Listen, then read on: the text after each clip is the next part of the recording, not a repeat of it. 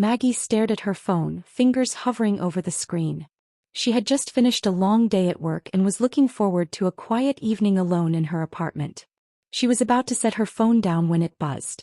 The number was unfamiliar, but something about the area code pulled at her attention.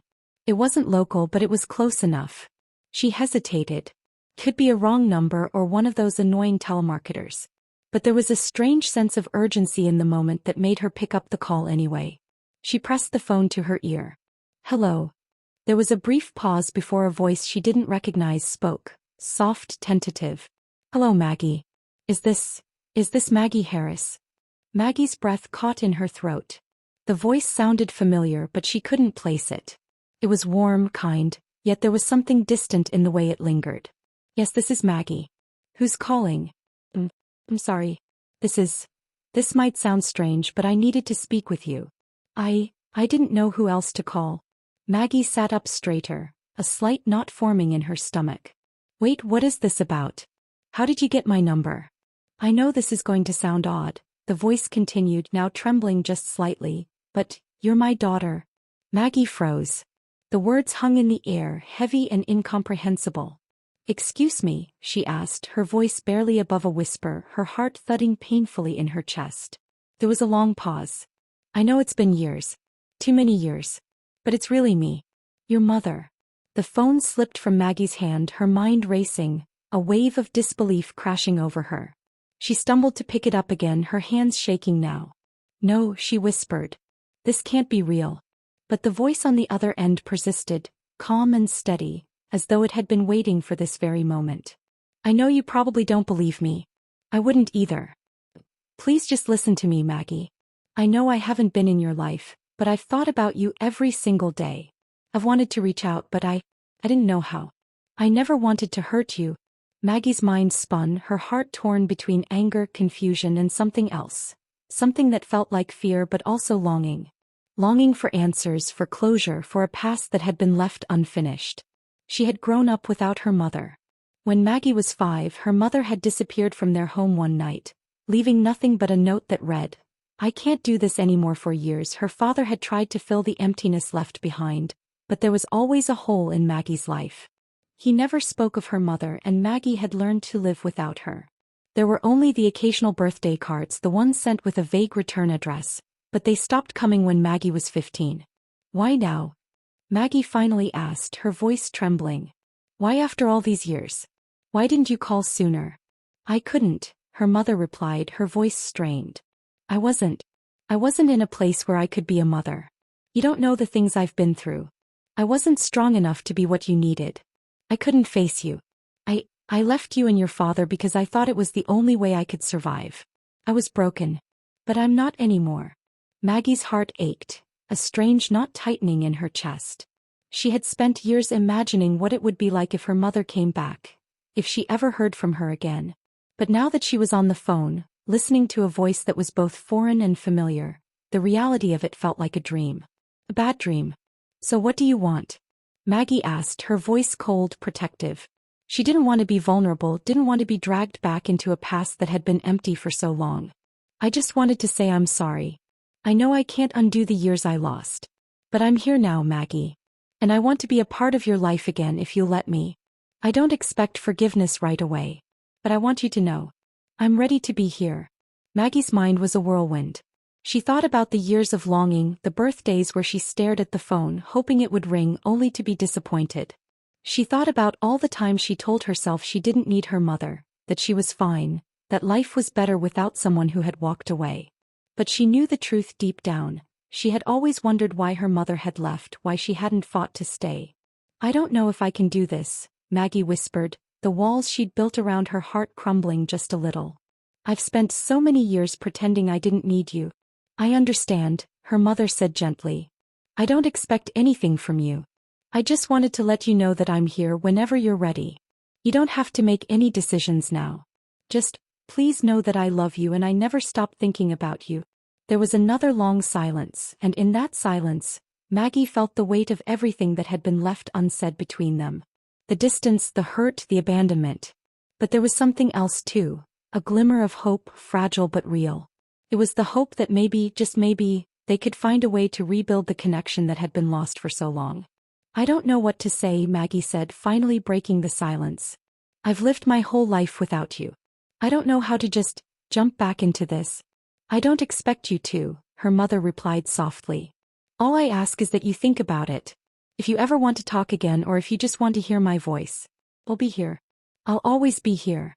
Maggie sat down on her couch, the phone pressed against her ear, and for a long time neither of them said anything.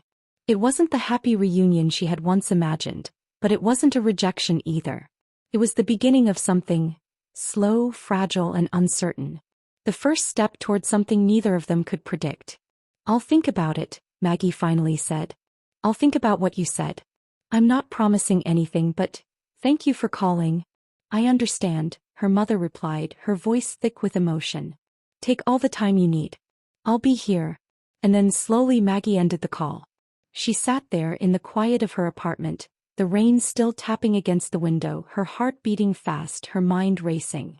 She didn't know what would come next or if she was ready for whatever this was. But for the first time in years, there was something to hold on to. A thread of connection that had been lost but now somehow had been found again.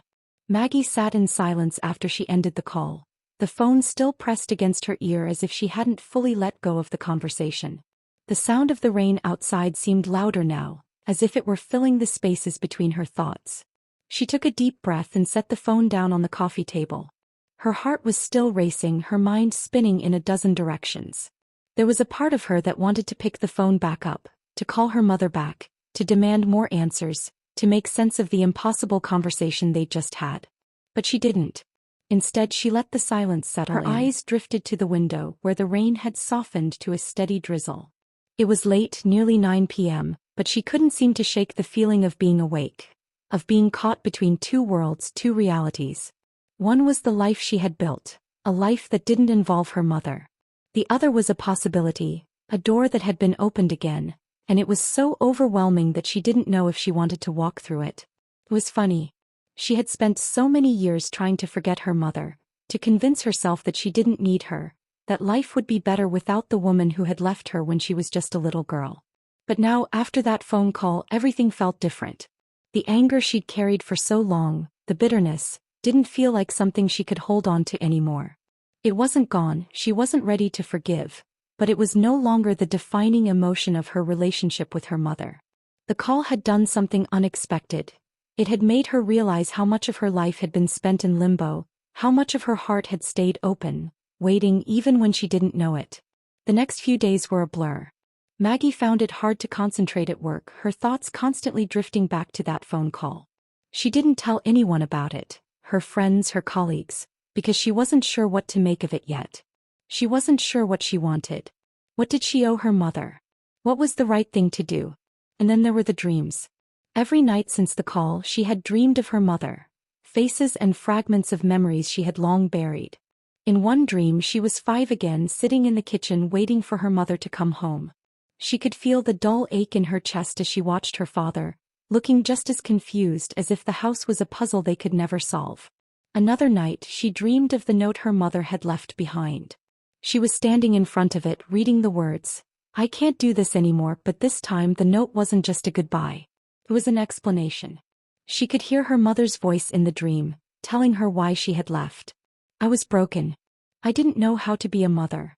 When Maggie woke from those dreams, she was left with an emptiness in her chest. A longing. A pain she hadn't felt in years. It wasn't that she wanted to dive headfirst into a relationship with a stranger who had once been her mother. It was that the past, her history, had been shattered by the phone call, and now she wasn't sure what was real anymore. A week passed and Maggie still hadn't called her mother back. She told herself she wasn't ready, that it would take time. But deep down she knew that the longer she waited, the harder it would be to pick up the phone again. And yet every time she thought about it, the same fear held her back. What if she didn't know how to forgive? It was a Saturday afternoon when the decision came. Maggie was sitting in the same cafe where she'd had countless solitary afternoons.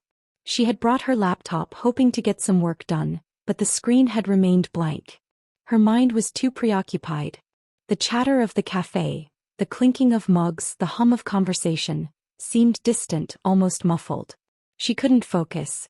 She pushed the laptop aside, took a sip of her coffee, and thought about how much had changed since that phone call.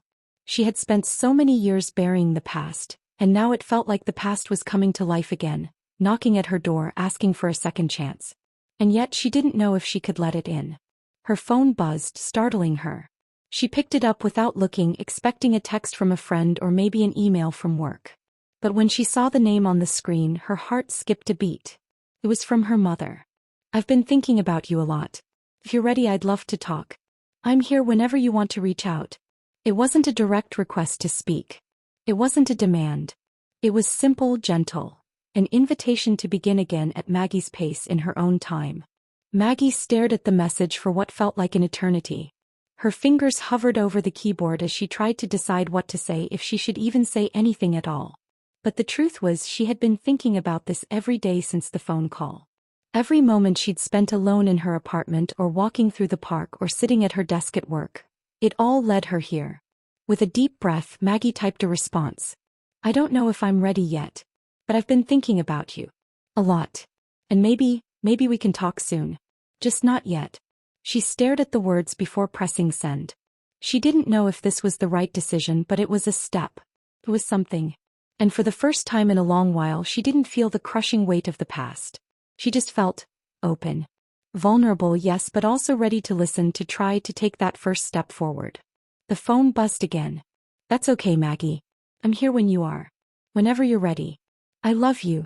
Maggie closed her eyes and exhaled. She didn't know what the future held. She didn't know how their relationship would unfold. But in that moment, she knew something important. This was a new beginning. One that would take time, patience, and honesty. And for the first time, she felt ready to take the next step. The days passed, and Maggie found herself looking at her phone more often than she intended. She saw the message from her mother, a small reminder of a connection she wasn't sure how to handle. Every time she thought about replying, she felt that old hesitance creep up. Was she ready? Did she want this? And what would she even say? On Friday afternoon, almost a week after the initial message, Maggie went for a walk in the park near her apartment. It had become a small routine of hers in the last few months, a way to clear her head. She had no particular destination in mind, just the calming rhythm of her footsteps on the cracked sidewalks, the sound of leaves rustling in the late autumn breeze. The park was quiet, with only a few joggers and a handful of people walking dogs. It felt good to be alone with her thoughts, the world around her soft and unobtrusive. As she walked along the winding path, her phone buzzed again. Maggie paused, her heart fluttering just a little. She hesitated before pulling it from her pocket. It was from her mother. "I've been thinking about you today. I know this might be hard and I don't want to rush you, but I'd love to hear your voice again whenever you're ready. No pressure. Just take your time." Maggie read the message twice, then again. The simplicity of it, the patience struck her. For the first time, she felt a sense of calm, as if her mother truly understood how complicated this all was. She didn't expect anything, and that made the decision feel less heavy. She sat down on a nearby bench, the cool air brushing her face, and for a moment just let the words settle in. She wasn't ready for a full conversation, but something about her mother's words, soft, gentle, and kind, opened a door she hadn't known was still there. That evening after dinner, Maggie made the decision. She would call her mother. Just once, just to hear her voice. She wasn't sure where it would lead, but she realized she had been holding herself back for far too long. It was time to take the first step, even if it was small. Her fingers hovered over the screen for a moment, the dial tone echoing in her ear as she waited. The phone rang 3 times, then picked up. "Hello." The voice on the other end was soft, familiar, and yet different in a way she couldn't quite explain. It was the same voice from the call a week ago, but this time there was a deeper warmth to it. "Maggie?" her mother asked, her voice hesitant but relieved. Is this really you?" Maggie swallowed hard. "Yeah, it's me." There was a pause, then a quiet exhale on the other end. "Oh, Maggie. I've missed you so much." "I've missed you too," Maggie replied before she could stop herself. The words felt awkward, strange, but they were true. She had missed her mother. And she realized at that moment how much she had longed for this connection, even if she hadn't fully allowed herself to admit it before. There was another pause, but this one was different. It wasn't filled with the tension and uncertainty that had clouded their previous interactions. It was soft. "So, Do you want to talk? Her mother asked, almost as if she were asking for permission. Maggie nodded even though her mother couldn't see her. She wasn't ready for a deep conversation, not yet. But there was a part of her that was ready for something. I think I do. The conversation was slow at first. There were long silences, but neither of them seemed to mind. Maggie asked the questions she had carried for so many years. Why did you leave? What happened? Her mother, with no excuses, answered them all as best as she could, her voice steady but filled with regret. I was scared, Maggie. I was drowning in my own problems, and I thought leaving you and your father would be the best thing. I was wrong. I know I was wrong. Her voice wavered. I can't take back what I did, but I've always loved you. Maggie's heart ached as she listened. The words were almost what she had expected, and yet they hit her in a way she couldn't explain. She had heard about forgiveness, read about it in books and heard it in movies, but this felt real. It felt like something she could feel, not just something abstract. I don't know what I'm supposed to say, Maggie confessed. I've spent so many years hating you for leaving. I didn't want to ever forgive you. I understand, her mother said quietly. You had every right to feel that way. But I don't know anymore, Maggie continued. I'm angry, but I don't feel like I need to carry that anger anymore. There was a long silence before her mother spoke again. You don't have to forgive me today. Or tomorrow. But I hope one day you can. Maggie took a deep breath. The weight of the past still hung there, but it wasn't as heavy as it had been before. There was a possibility now. A space to heal, to move forward, and for the first time in years, Maggie could almost imagine what that might look like. I think I need some time, she said, her voice steady. But I'm glad we talked. I'm glad you called. Her mother's voice cracked, soft with emotion. I'll wait, Maggie. I'll be here whenever you're ready. The call ended with no promises. No declarations of what was to come. But as Maggie hung up the phone, she felt something shift inside her. A subtle change, a small release. She wasn't sure where this would lead. She didn't know what their relationship would look like in the future. But one thing was clear. They had both taken the first step. And that was enough, for now. Maggie woke up the next morning feeling strangely lighter, as if a weight she hadn't realized she was carrying had lifted just a little. Her phone sat on the nightstand, a quiet reminder of the conversation she had with her mother the night before. She hadn't expected to feel anything other than confusion and hesitation, but the truth was, something in her had shifted. Maybe it was the sound of her mother's voice, soft, sincere, or maybe it was just the small act of taking the first step. She wasn't sure what came next, but she knew she couldn't just pretend the past didn't exist. It was like a part of her heart, a part that had been locked away for so long, had cracked open just enough to let some light in. And it felt both terrifying and hopeful. The days that followed were filled with small decisions. Maggie started replying to her mother's texts, cautiously but steadily. There were no deep conversations, no expectations, just simple exchanges that left her with a quiet sense of connection. Her mother didn't rush her. She didn't push for answers or for more than Maggie was ready to give. They would talk for a few minutes every couple of days, and while it was hard, Maggie began to see something she hadn't seen before. Her mother wasn't the same woman who had left all those years ago. She had changed too, grown, healed, and learned from the mistakes of the past. And maybe, just maybe, there was room for forgiveness. It was a month later when Maggie agreed to meet her mother in person. They arranged to meet at a quiet park near Maggie's apartment, the same park where Maggie had walked during her many reflective afternoons. She was nervous as she made her way there, her heart pounding in her chest. She didn't know what to expect. What would they say to each other? Would the years of distance just collapse under the weight of this meeting, or would they be able to build something new? When she arrived, she spotted her mother sitting on a bench by the lake, looking out over the water. Her mother had changed too. She looked older, softer somehow, but there was a warmth in her eyes that Maggie hadn't remembered. She didn't look like the woman from her childhood, the one who had walked away without a word. She looked like someone who had lived a life, who had learned and grown, who had missed her daughter every day. Maggie's footsteps faltered as she approached, and for a moment she hesitated. She could still walk away. She could turn around and pretend none of this was happening. But then her mother looked up and smiled, a small, tentative smile that seemed to speak volumes. And in that moment, Maggie felt the softest pull in her chest, the smallest flicker of something she hadn't expected to feel. A hope that maybe this could work. "Hi," Maggie said quietly, sitting down on the bench beside her mother. Hi, her mother replied, her voice thick with emotion. I wasn't sure if you were coming. Maggie smiled faintly. I almost didn't. They both sat in silence for a moment, the only sound the gentle rustling of the leaves in the breeze. Neither of them knew what to say next. But for the first time the silence wasn't uncomfortable. It wasn't full of unspoken pain. It was peaceful, almost calming, like the beginning of something new. Finally, her mother spoke again. I've thought about this day for so long, Maggie. And I've imagined what I would say and how I would make up for all the time I lost. But now that you're here, I don't know what to say. I just want you to know I'm sorry. For everything. Maggie looked at her mother, really looked at her. She saw the lines on her face, the gray hairs that hadn't been there when she was a child. She saw the woman who had suffered, who had made mistakes, but who was also willing to try. And for the first time she didn't feel angry.